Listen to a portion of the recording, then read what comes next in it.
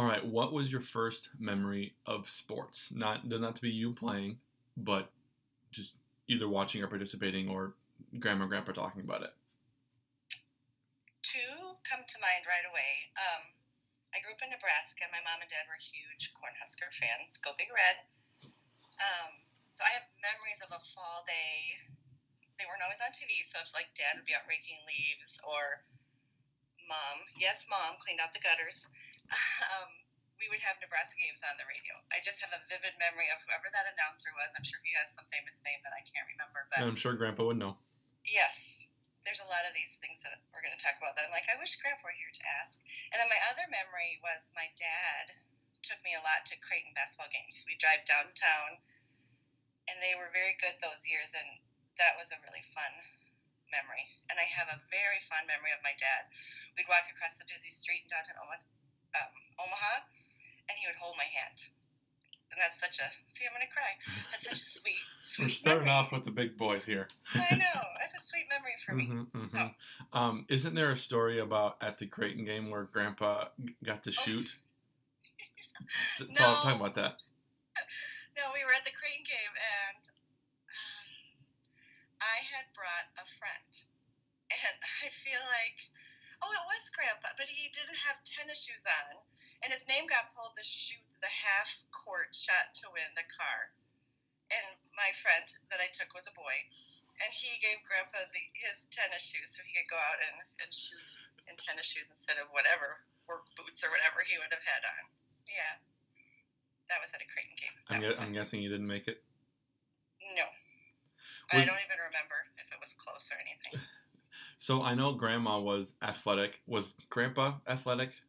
Yeah. I hear, when I saw his old yearbooks that he played basketball. The only sport for Grandma back then would have been basketball, and she was an excellent basketball player. She didn't brag enough about herself when you interviewed her. She scored 50 points in one game. She was, amazing. That's crazy. Yeah. So obviously there's a little bit of influence. What did your parents have in the role of getting you into sports? Did they, when you got to be, when was your first actual organized sport? Do you know? Yep, it would have to be Hillside Little League. So that would have been softball. Did you have a choice of playing that or no, or did Grandpa make you? I know I wanted to, because I know another early memory of sports was recess. I was always the girl playing kickball with the boys. I wasn't playing underneath the house, underneath the slide with the girls. I was playing kickball with the boys. It was my favorite thing to do. So I'm sure I just couldn't even wait till I was 10 years old and I could sign up. And my mom was always my coach, and she was the best coach. I mean, we were undefeated all of my years. We never lost from 10. I started when I was 10, and I played through I was 15. And they drafted the teams. So it was my mom and mostly men coaches drafting these girls. And she would always come out somehow on top. She was amazing. And she was a great coach. That's cool. Did they make Jay play any sports? Did Jay play any sports? He tried Hillside Little League because that would have been his first thing. And he didn't like it, nor was he very good. He was more talented, and he could work on cars. He was a super hard worker. He loved to go to my aunt and uncle's farm. That just came very naturally to him, whereas none of that stuff comes naturally to me. Sports was just always kind of my thing. So you say that you grew up a Husker fan, and your parents as well, and it sounds like you pretty often would get to go to whatever bowl game. Yeah. Do you remember at all where you went? Yeah, I do actually. I've been to a Sugar Bowl, a Cotton Bowl, an Orange Bowl, a Blue Bonnet Bowl, probably one other one. And I remember the trip or other things more than I actually remember the game. The joke is I spent more time watching the cheerleaders or playing with the pom-pom or whining for snacks. Because I've always kind of been, I'd rather play a game than watch a game. That's kind of my thing. When I met and married Rick, he was always so jealous. He would have loved to have gone to all the different games I got to go to over the years. And my dad would take me to the Nebraska-Oklahoma game. And anybody that knows, back then that was the ticket. And I would complain because we'd be in the outdoor Husker Stadium and it would be freezing cold, and My dad would say, "Do you know how many people would die for this package?" And that probably I'm didn't cold. that probably didn't faze you at all. No, I was cold. What was it like to be Daryl and Frances' daughter? What was it? What was it to be their kid? It was actually really awesome. I joke that I lived in Leave It to Beaverland. We just had a really kind, calm household. My dad traveled a lot. He worked really hard so Mom could stay home. We didn't fight. We didn't argue. They were fun. My dad was a super fun dad. I have vivid memories of him. Like my mom climbing up the ladder to clean out the eaves because she did all those kind of things, and him like pinching her in the backside, or he used to smoke and start pretending that he was going to light his lighter under her backside and burn her. He was just funny and always doing fun things like that. And Mom and Dad both are super positive people, happy people. It was just good.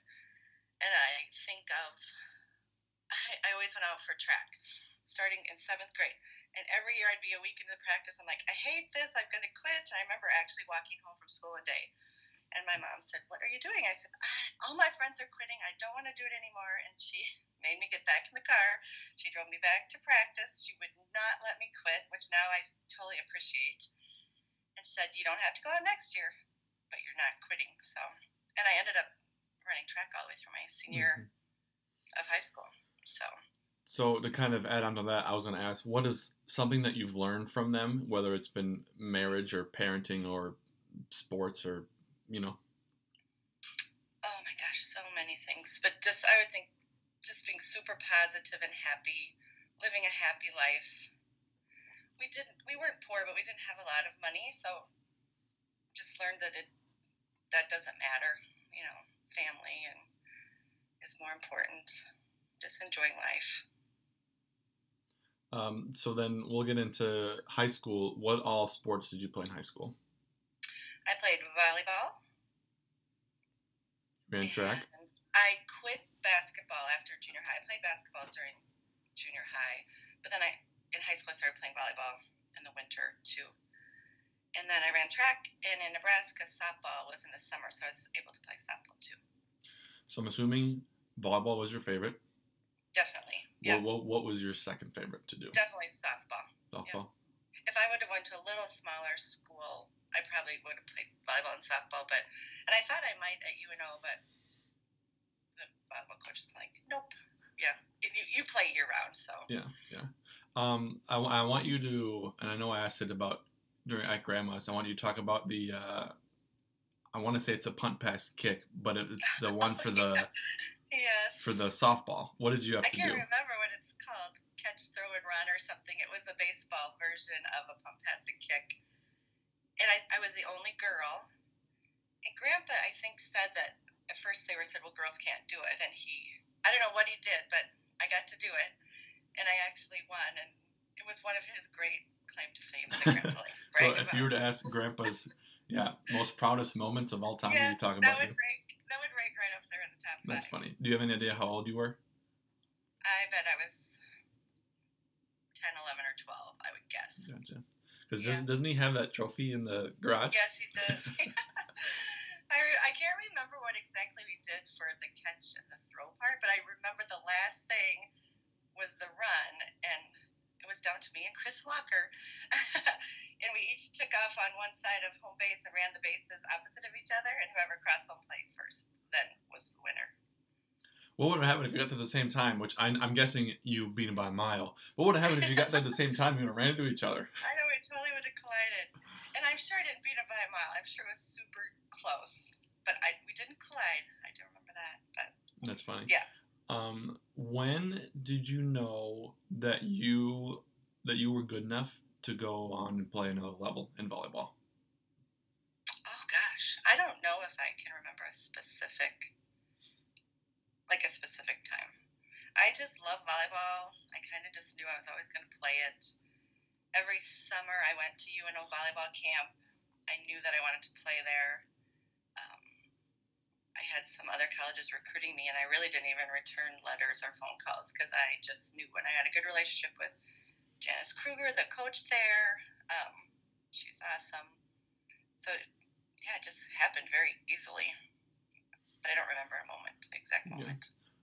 Did you win any award? Did you win state? Did you All-American in high school? Anything like that? Um, my senior year, we got third at state. I was on, I don't even remember what it's called now. Like first All team, all state conference team. or Well, all state actually, oh. which would be, but all conference too probably. I can't remember. Again, this is what I need, Grandpa. Uh-huh. He can list off all my stuff. But yeah. So then after that you went right into UNO. And you lived at home all 4 years until you got married, right? I did. How was that? It was great for me. I mean, UNO didn't have dorms then, so the girls that were recruited from out of town or out of state, they had to live in apartments together. And I never really feel like I missed out on anything. I was so into volleyball. It was great to come home, and Mom took good care of me. She cooked my meals and did my laundry. I was quite spoiled. But I never really feel like I missed out on a dorm experience because I did travel a lot with those girls. I spent a ton of time with my volleyball friends. So for me, it was a good thing. Yeah, because when I think of if I went to college and lived at home, I would have missed out on a lot. But then again, I also wasn't an athlete too, and not always doing stuff. So I can see if you weren't a part of a team or something that, yeah, you really would want that dorm experience. Compare your first 2 years of college versus the last 2 years, whether it was academics, athletics. First, let me ask, what did you go to school for? I always knew I wanted to be a teacher, even from when I was little. So I went to get an education degree. So yeah, the first 2 years, I didn't like school as much because it was all your general eds. Oh, awful history, and I took astronomy. It was awful. And I remember I always did okay in high school, and I had a big learning curve when I would sit in these big lectures and then have these tests. And then I got into my education part the last 2 years, and that was my sweet spot. And I did well, and I enjoyed it. And then volleyball-wise, I was lucky enough as a freshman to get some playing time. I didn't start, but I did play. I was lucky enough to go to the Final Four that year. It was Portland, Oregon. I did see some court time, but there was a lot of seniors, a lot of good seniors. But that was a fun year. My sophomore year was really a rebuilding year because we lost a lot of seniors. I starting my sophomore year. Then my senior year, we were nationally ranked again. Won conference, won regionals, went to the Final Four both years. So those are really, really good years. Any awards, any accolades from your college years? Yeah, I'm sure. Every time we had a tournament, there would be an all-tournament team. So my junior and senior year, I would make those. I was All-American my senior year. That was fun. I always like to joke about that. Whenever you're doing anything, we got an All-American over here. Yeah. After my senior season, an award that kind of sticks out to me because it's kind of funny to me because I was never thought of as super strong, muscly. I was kind of skinny, and I was more quick than I would say I was a muscle girl.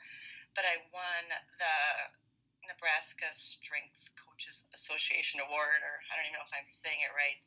And it wasn't just for UNO, it was all colleges in Nebraska. So it was me, and then it was a UNL football player, and we did this. Yeah, so it was a really fun banquet. Lee Corsico, who Dad knew because he's still on TV. Mm-hmm. He was the keynote speaker. And that's cool. That was pretty cool. Can you think of like your best game? Like maybe it wasn't just you, but as a team, as in general, like beat someone that you weren't supposed to, or. One that comes to mind is, you're leading me to this, aren't you? My senior year, one of our first games of the year, we went up to play Nebraska. So we're Division II UNO playing Division I Nebraska, and I think sometimes the Division I teams play Division II kind of as their gimme game for the beginning of the season. But we were rated number 1 in the nation for Division II at that point, and we went up there, and as a team, we played amazing, and we beat them on their home court. So that has to be one of my top favorite memories of my volleyball career, because they pack the pavilion. I mean, it was packed, and we had a ton of our own fans, and that was pretty cool. I feel like that would be another one of Grandpa's greatest accomplishments. Oh, yeah. I'm surprised he didn't have a heart attack. Yes. That's funny. So to kind of wrap up your college career, like you were only like 5'6", 5'7", so you're not that tall. But Correct. how did you from Omaha, Nebraska get to be an All-American and a runner-up to the Player of the Year? What was it? What was your drive? Why did you want to do that? I don't know so much about want to. I loved it. I was that athlete that I loved to practice. I loved to play. I never, ever thought about quitting or not wanting to go. I was short. Most people thought that I was the setter. But I worked really hard, especially my junior and senior year. I had great coaches always. Ann Royal in high school, I was just blessed to have great coaches. And then Janice Kruger, all 4 years of college, who was an amazing coach. And then Susie Holman came my last 2 years to be the assistant coach. And she challenged me. She said, yeah, you're pretty good, but you could be better. Yeah, which was what I needed to hear, because I would work hard and I would kind of do my off-season workouts, but that really pushed me to religiously follow my summer and off-season workouts. I lifted weights. My dad built a box for jump training, and I think I increased my vertical jump like 5 or more inches in those couple of years. And I ran, which is something I hate to do. I would run miles, and then I would do sprints on the football field. It would be so hot.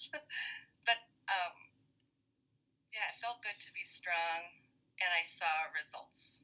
So if any young athletes are listening and you think, I'm good enough, I don't need to, if you want to be better, put in the time, because it does make a difference.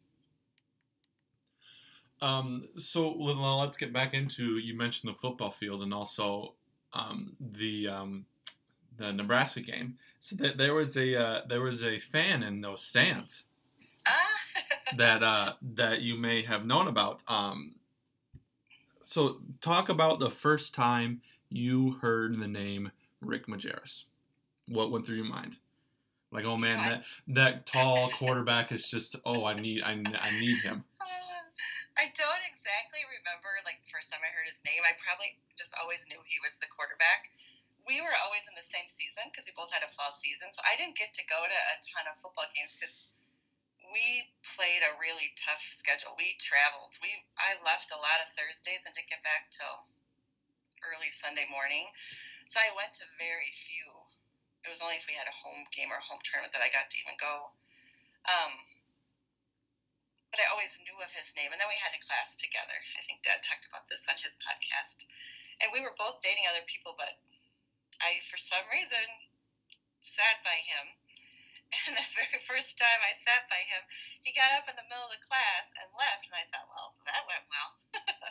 But we were watching a knee surgery, and I didn't find out till weeks later that he got woozy watching knee surgery, and he left the class and he passed out, and the ambulance came and got him because he hit his head, and it was even like in the papers, quarterback passes out, taken by ambulance, and I didn't even know, which was quite funny. So, but it's when that happened is when you knew, right? No. No, it was later. He stopped me in the hall one day and asked me a question, and yeah, and then we started dating. It was the fall of my senior years. It was his junior year of football. And things went pretty quickly. We started dating in September. In November, he asked me if I wanted to marry him, and we got married in June. So he still had a year of football left, and I was done with volleyball. But it was fun to watch him play football, and he was pretty studly. Some of my memories of him, he rode a motorcycle, and he wore aviators. It was pretty cool. What a friggin' stud. It was pretty cool. He'd roll in before practice on his motorcycle. He would get to park way down close. Everyone else had to park a mile away because the parking lots were always full. Yeah, I can picture him. on his motorcycle. That's funny because then I think of him now. I'm like, where is that? Oh, it's still there, Luke. Come on. Oh man.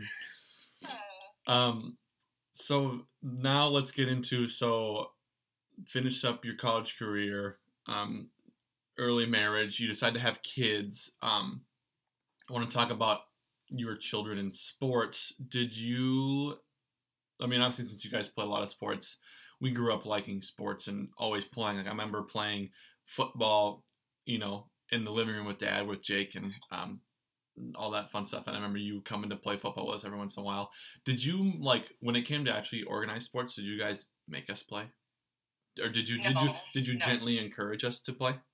Well, I think you always wanted to, because that's kind of what we did at our house for fun. I wasn't the mom that broke out the crafts. I was like, let's go in the backyard and play catch. Mm-hmm. So I think it was pretty natural for you guys just to sign up those early years, and you liked it. We would have never made you do anything you didn't like, and so I think you guys wanted to. And early on, I did some coaching, like when you guys were real young, like t-ball, and then Dad kind of took over and coached all you guys and all the things you did. We're gonna wrap it up here pretty soon, but I want to ask, what is a memory? It can be whether it's sports or not, about each one of our kids that kind of just sticks out to your mind. At least when I ask you this question right now, what kind of comes up to your mind? Okay. Well, I think of Casey. It's kind of funny because it's not like a standout sport moment, but it's pretty funny. She played some softball early on, and then she played volleyball until about 7th or 8th grade, and she would play off-season volleyball. And I remember taking her up to McAllister College for a sleepaway volleyball camp, probably between either 7th and 8th grade year, or 8th grade and 9th. And I dropped her off. She was super excited. She got to stay in a dorm room. She was super excited about that. And she got a key. And I remember going back to picking her up. I'm like, how was it? And she's like, Mom, it was awesome. It was such a fun week. The dorm was great, and eating in the cafeteria and carrying around my dorm key. She goes, if I wouldn't have had to play volleyball all the time, it would have been the greatest week of my life. And I'm like, okay, this is telling me a lot. And that it was not long after that she said, Mom, I like volleyball, but I can see the other girls are just more passionate about it than I am. So she herself decided not to play. She was actually pretty good. She was very little. But I remember her saying to me, and Mom, we miss a lot of church for these tournaments. It was pretty funny to have your, 14-year-old daughter give you a little lecture about missing too much church because of sports. And it's like, oh, sorry. But then it's funny because then with all Jake and I's tournaments, we miss a lot of church too. Yeah. And when it comes to you, I think I remember. You can tell a lot of stories if you want for this one. Oh. For you, what stands out is you went back out for baseball your senior year, because you didn't go out your junior year. There was a ton of kids in your class, and they were super good athletes, and you hadn't gotten a lot of playing time. And you had gotten a job, and so you didn't go out your junior year, and then you decided to go out your senior year. And you didn't play a ton of varsity, but watching you play that JV season was just a highlight. I just remember you and Brian Wagner, and you were awesome. You would pitch. I think there's one game, I think I saw the article, and you pitched a shutout. You went 3 for 4. You had 4 RBIs, and I'm like, every kid that plays a sport deserves a game like that. And then was it in a varsity game that you hit your home run? Yeah, it was in the playoffs. That was awesome. And I, of course, missed it because I was working at Courtney's graduation party. But I love that you had that moment. That made me happy for you. I gotta shout out. Everybody forgets whenever they talk about my home run. Brad Zimmerman hit one before me, and it was. I do remember that. It was better than mine. But everybody, and also because it was different because he got playing time. He played, I didn't. So yes, I got in the paper about it. So Brad Zimmerman, if you're listening, I didn't forget about you.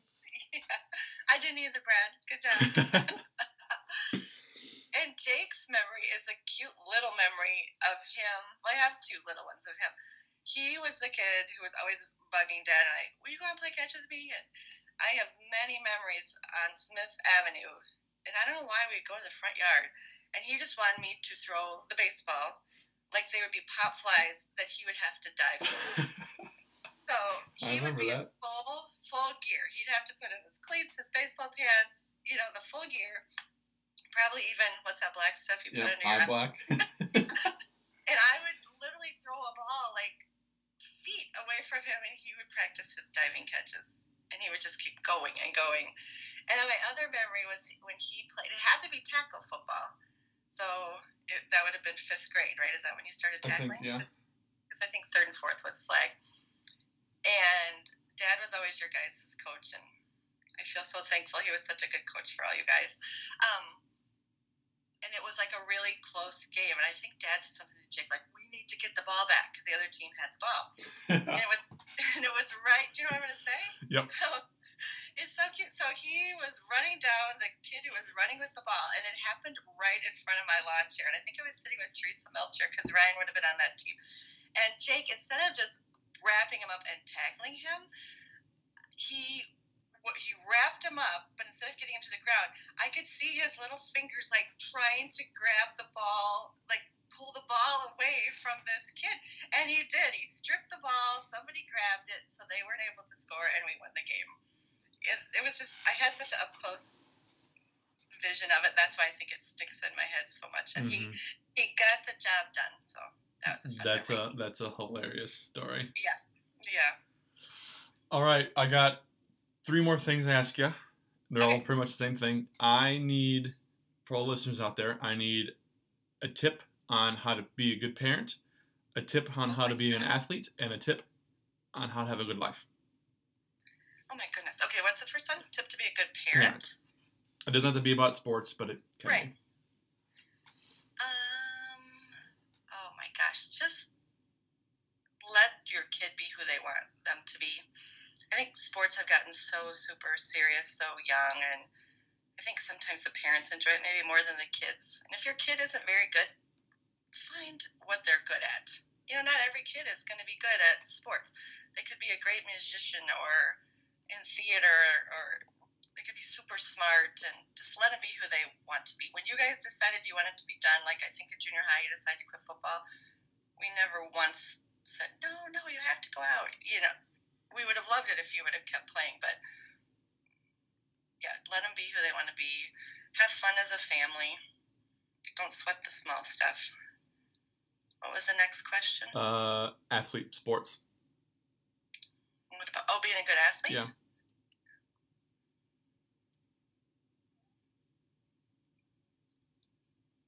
That's a good one. I was lucky. I just always loved playing, so it just came naturally and easy. So I think you should love playing, and if you don't love playing, figure out why, and maybe don't do it. Do something else. Yeah, if it's something that you can change, go and do it, so you can get to do it more if you want. But yeah. Yes, yeah, and then you have to put in the time. You're not going to be a superstar without putting in your time, and you have to work hard at practice. You just can't have a good game without putting in the work. All right, one more life tip. One more life tip? Just be happy. Be nice. Love God. Have your priorities straight.